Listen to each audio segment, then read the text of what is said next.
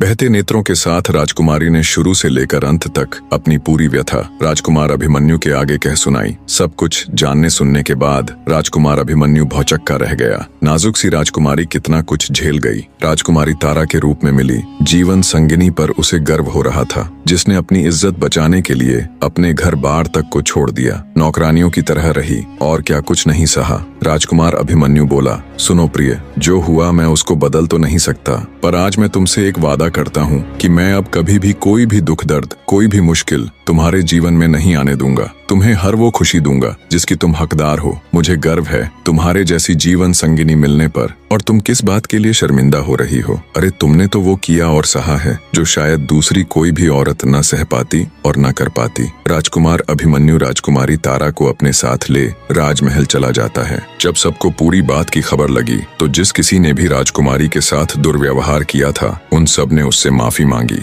जिनमें उसे महल के द्वार पर रोकने वाले पहरेदार से लेकर हर वो शख्स था जिसने उसके कुरूप होने पर उसे ताने मारे थे, उसका मजाक उड़ाया था। अंत में राजा धर्मपाल ने भी अपनी पुत्र वधू से माफी मांगी और बोले, मुझे माफ कर देना बेटी, अनजाने में ही सही, पर मुझसे बहुत बड़ी भूल हुई। मैंने बहुत जुल्म किया है तुम पर, तुम्हारे ऊपर कोड़े तक बरसवाए। अपने सामने यूं अपने पिता ससुर को हाथ जोड़ माफी मांगता देख राजकुमारी बोली, नहीं पिताजी, इसमें आपकी कोई गलती नहीं। मैं भी आपके स्थान पर होती तो शायद अपने पुत्र के विवाह को खराब करने की कोशिश करने वाले को यही सजा देती। राजा धर्मपाल तुरंत अपने सेनापति को हुक्म देता है कि अपनी फौज को तैयार करो, हम कल ही विलासनगर के ऊपर आक्रमण करेंगे। उस दुष्ट राजा मदनपाल की ये मजाल, कोई इतना नीच कैसे हो सकता है? तब राजकुमारी तारा बोली, नहीं पिता महाराज, आपके ऐसा करने से पहले मैं खुद एक बार राजकुमार अभिमन्यु के साथ जाकर उनसे मिलना चाहती हूँ। राजा धर्मपाल न चाहते हुए भी उन्हें वहाँ जाने की आज्ञा दे देता है। जब राजकुमारी तारा अपने पति राजकुमार अभिमन्यु के साथ विलासनगर गई